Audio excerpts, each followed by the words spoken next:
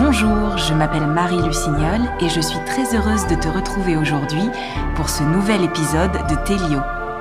Télio, c'est un podcast chrétien pour les enfants qu'ils peuvent écouter le soir avant de dormir, seuls ou avec leurs parents, ou même, pourquoi pas, avec leurs grands-parents. Parce que nous avons tous, petits et grands, besoin d'être inspirés ou encouragés par les héros de Dieu. Aujourd'hui, je vais te raconter l'histoire d'une jeune femme, l'une des plus grandes saintes de l'histoire de France, dont la vie a été tellement incroyable qu'elle est encore aujourd'hui, près de 600 ans après sa mort, l'une des héroïnes les plus connues au monde.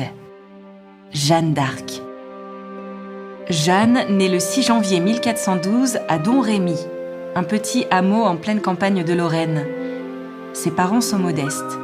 Jacques d'Arc, son père, est laboureur. Isabelle, sa mère, s'occupe de la maison. Enfant, Jeanne est en charge des animaux de la ferme. Elle aime les oiseaux et conduit les brebis dans les champs. Elle mène une vie très simple, celle d'une enfant pauvre de son temps qui ne peut pas aller à l'école, ni apprendre à lire et à écrire. Mais elle aime coudre et filer la laine avec sa mère.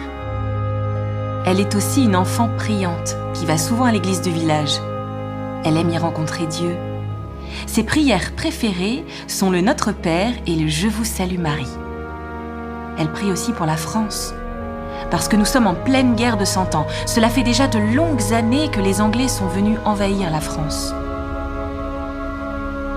Ils l'occupent en bonne partie, et la couronne de France est très affaiblie.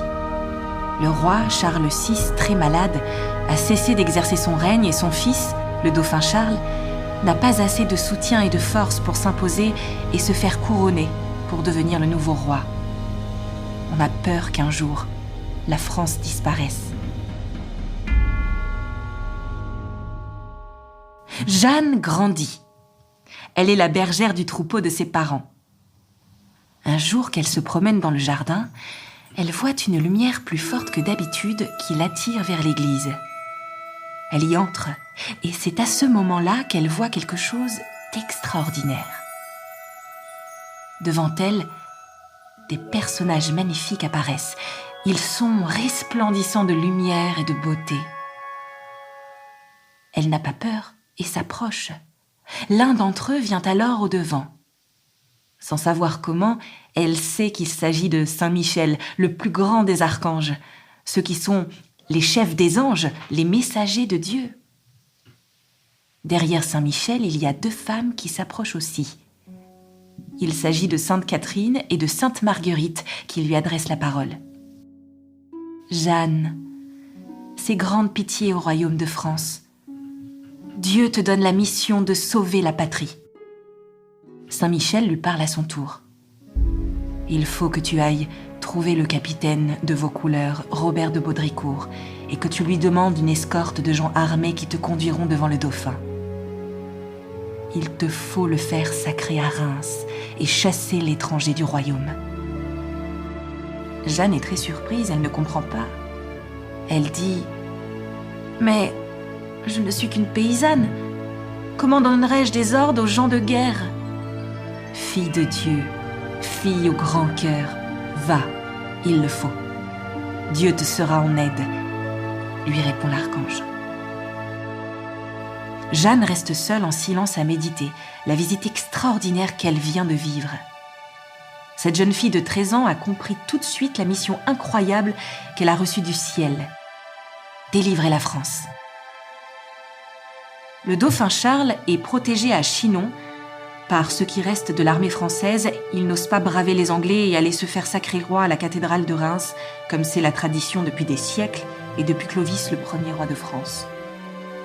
Ce sacre, c'est un événement très important, à la fois sur le plan politique, parce qu'il affirme la puissance et l'autorité du roi, et sur le plan religieux, parce qu'il s'effectue dans une église pour marquer le lien entre Dieu et le roi de France, à qui il donne sa force. C'est pourquoi on dit que la monarchie française est de droit divin. Mais comment faire ? Vaucouleurs, c'est la place forte, près de Domrémy, tenue par une petite garnison française, malgré la présence des Anglais dans tout le reste de la région. Jeanne n'est qu'une simple bergère. Comment va-t-elle réussir à parler au capitaine ? Elle hésite et doute de sa mission. C'est pourquoi elle reste à Domrémy et va attendre 3 années, jusqu'au jour où elle prend sa décision, après toute une série de nouvelles victoires anglaises qui mettent de plus en plus la couronne de France en danger. Elle ira à Vaucouleurs parler au capitaine, advienne que pourra.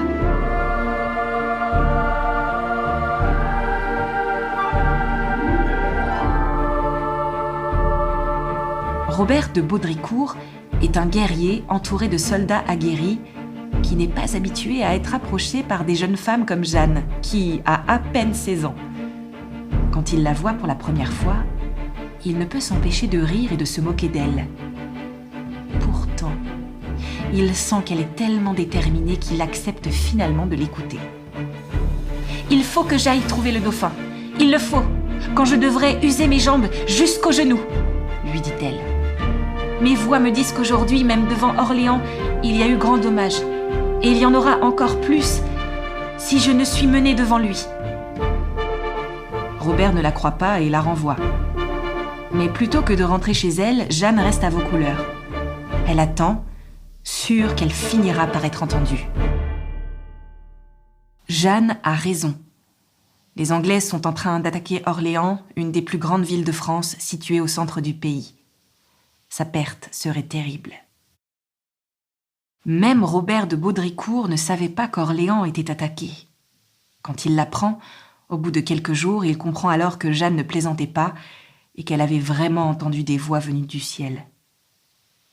Il décide de l'aider en lui donnant un cheval, des armes et une escorte de 6 chevaliers qui vont l'accompagner et la protéger dans son voyage pour aller trouver le dauphin. Il faut partir sans attendre. Plutôt aujourd'hui que demain et demain que plus tard, dit Jeanne. Il faut traverser des terres amies ou ennemies. On ne sait jamais qui contrôle les routes. Les Français souvent en déroute ou les Anglais en embuscade. Mais Jeanne ne s'inquiète pas. Elle trace droit son chemin parce qu'elle sait qu'elle est protégée par Dieu et elle dit « S'il y a des hommes d'armes sur la route, j'ai Dieu, mon Seigneur, qui me fera le chemin jusqu'au dauphin. C'est pour cela que je suis née. » Il faut 11 jours de chevauchée, les jours et les nuits, pour arriver à Chinon où se trouve le dauphin. Pour qu'il la reçoive, Jeanne lui fait parvenir une lettre qui lui explique qu'elle a un message très important à lui révéler. Intrigué, Charles accepte. Il a entendu parler de cette jeune femme qui entendrait les voix du ciel. Mais il est méfiant et il veut la mettre à l'épreuve. Si elle est vraiment l'envoyée de Dieu, elle saura le reconnaître entre tous. C'est pourquoi il décide de la faire venir dans une grande salle où sont réunis de nombreux chevaliers et lui se mêle à la foule sans aucun signe distinctif qui permette de le reconnaître. Quand Jeanne arrive au château de Chinon, elle n'est pas intimidée par tous les grands seigneurs très impressionnants. Elle n'hésite pas un instant et va directement vers Charles, qui s'était pourtant caché derrière quelques hommes. Elle s'agenouille devant lui et lui dit « Dieu vous donne bonne vie, gentil roi !» Charles veut s'assurer qu'elle l'a bien reconnu. Il lui répond « Je ne suis pas le roi, le voici !» Et il montre un seigneur richement habillé, mais Jeanne n'est pas tombée dans le piège. « Gentil prince, c'est vous et non un autre !» Cette fois, le dauphin est convaincu. Surtout que Jeanne lui révèle encore un secret, les prières qu'il a dites la veille à Dieu, pour demander sa protection. Il comprend que le ciel parle vraiment à cette jeune femme incroyable. Alors, Jeanne lui dit quelle est sa mission. « Je suis envoyée de Dieu pour sauver vous et votre royaume et chasser les Anglais de France. » Charles n'est encore qu'un faible souverain qui n'a pas été proclamé roi. Il faut qu'il réussisse à rallier les seigneurs autour de lui pour qu'ils croient eux aussi en la mission de Jeanne. Comment une si frêle jeune femme pourrait commander des hommes, combattre les Anglais et conduire une procession à Reims pour le sacre à travers un pays en guerre? Pendant encore 2 mois, les conseillers de Charles ne cessent de la mettre à l'épreuve en lui posant 1000 questions. Elle leur dit « Je guiderai les gendarmes. Ils batailleront et Dieu donnera la victoire. » Un conseiller lui pose cette question. « Quelle langue parlent tes voix ?»« Une langue meilleure que la vôtre, » lui répond-elle. « Crois-tu en Dieu ?» demande-t-il alors. « Mieux que vous ?» réplique-t-elle. Un prêtre qui l'a interrogée dit « En elle, on ne trouve point de mal, mais seulement bien, humilité, virginité, dévotion, honnêteté, simplicité. » Pour être définitivement sûr que Jeanne est aidée par Dieu, le dauphin accepte qu'on lui donne une mission à réussir. Délivrer Orléans qui a été prise par les Anglais. Jeanne n'a pas peur, elle accepte. Autour d'elle, de nombreux chevaliers se rassemblent, Jean et Pierre.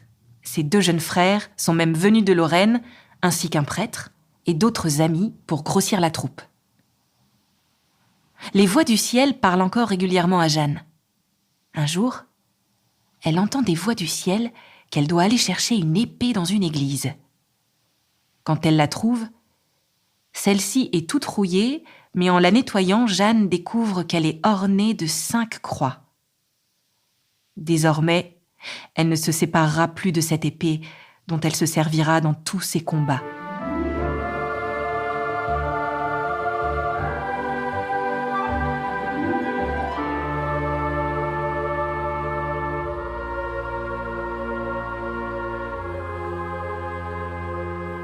Les chevaliers lui apprennent à se battre et à porter une armure en fer, très lourde mais nécessaire pour éviter les coups.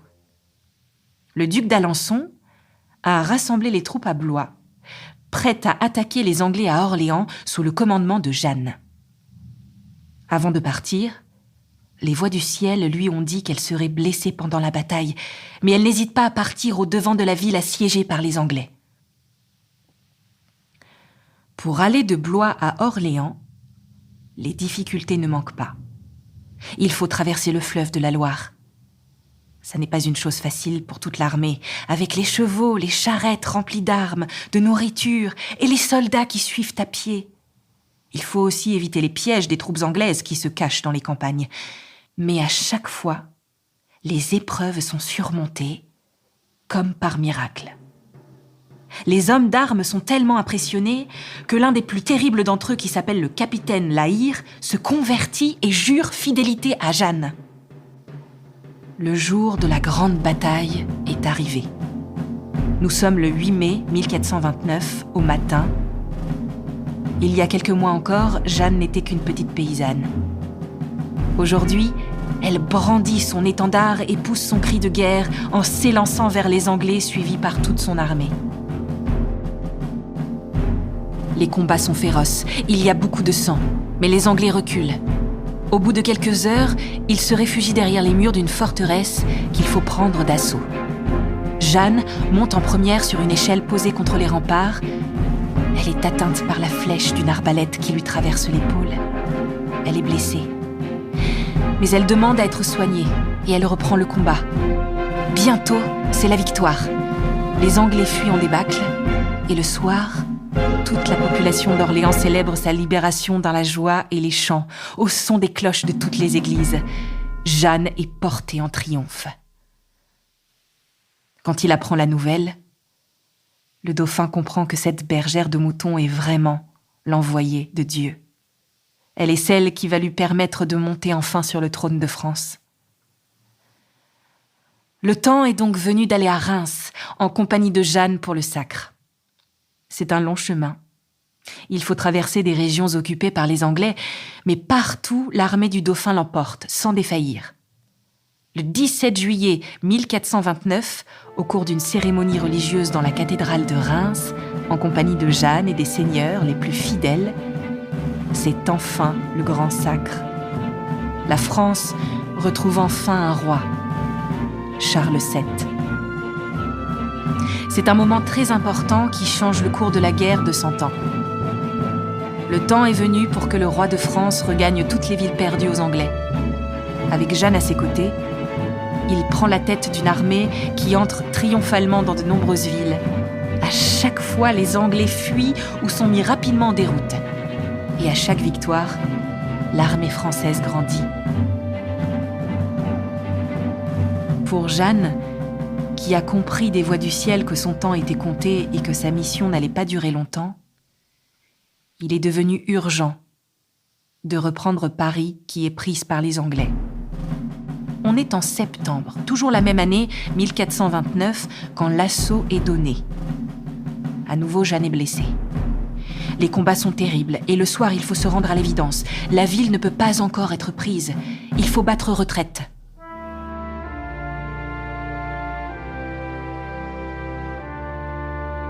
C'est alors que commence le siège de Paris. Les troupes françaises, commandées par le roi et par Jeanne, sont à portée de la grande ville. Les mois passent. Un jour de mai 1430, à la fin d'une journée de bataille à Compiègne, pas loin de Paris, Jeanne est faite prisonnière par les Bourguignons, des soldats français qui se sont mis aux côtés des Anglais. Jeanne avait été prévenue par les voix du ciel, qui lui avaient dit qu'elle serait bientôt capturée et livrée aux Anglais. Effectivement, les Bourguignons préviennent les Anglais qui acceptent la rançon demandée. Ils paient 10 000 livres d'or. Jeanne est vendue comme une esclave.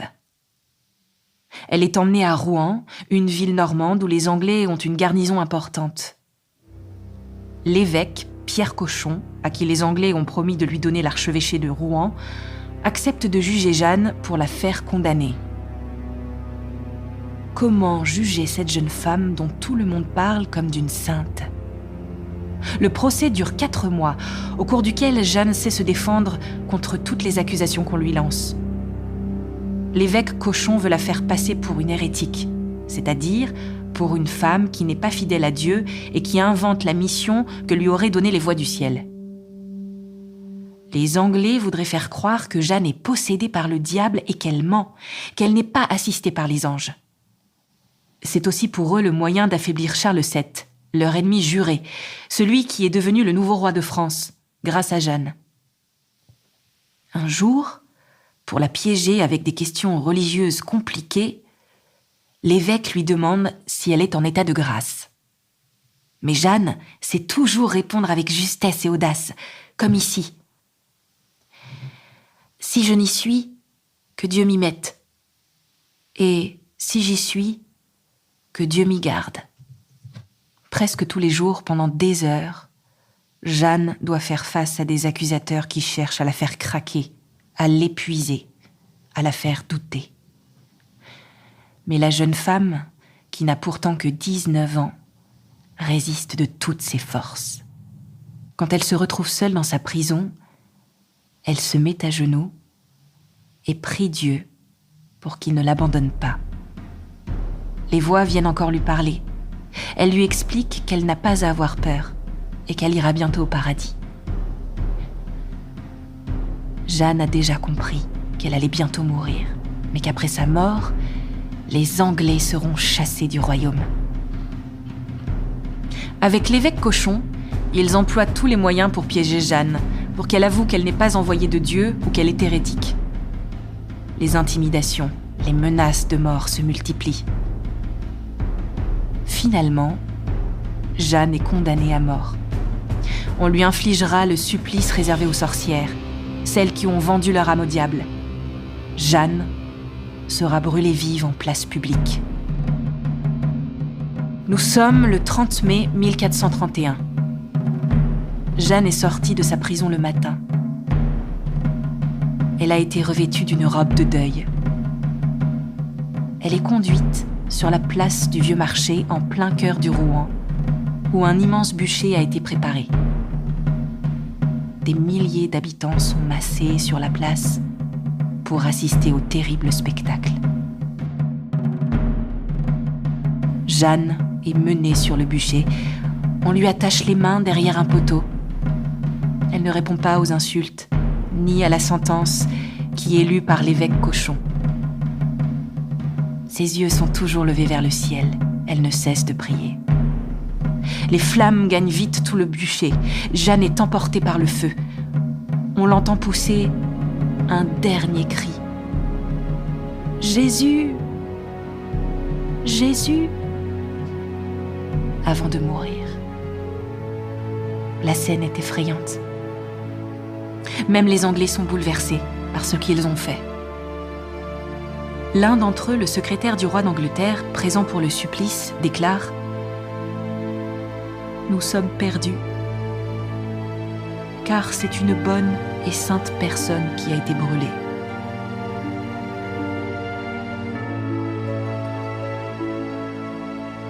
Après la mort de Jeanne, ce qu'elle avait annoncé va effectivement arriver. Les Anglais vont être boutés hors de France, comme elle l'avait dit. Paris va être délivré en 1436. Il faudra encore quelques années de plus pour que les derniers Anglais perdent leur dernière bataille, près de Bordeaux, et pour qu'ils quittent définitivement le sol français. À la demande de Charles VII, la mémoire de Jeanne est réhabilitée. En 1456, alors qu'un évêque l'avait condamnée à mort en la proclamant hérétique, c'est le pape lui-même qui lève toutes les condamnations qui ont été faites contre elle. Jeanne a été proclamée sainte par l'Église catholique. Elle est nommée patronne de la France aux côtés de la Vierge Marie.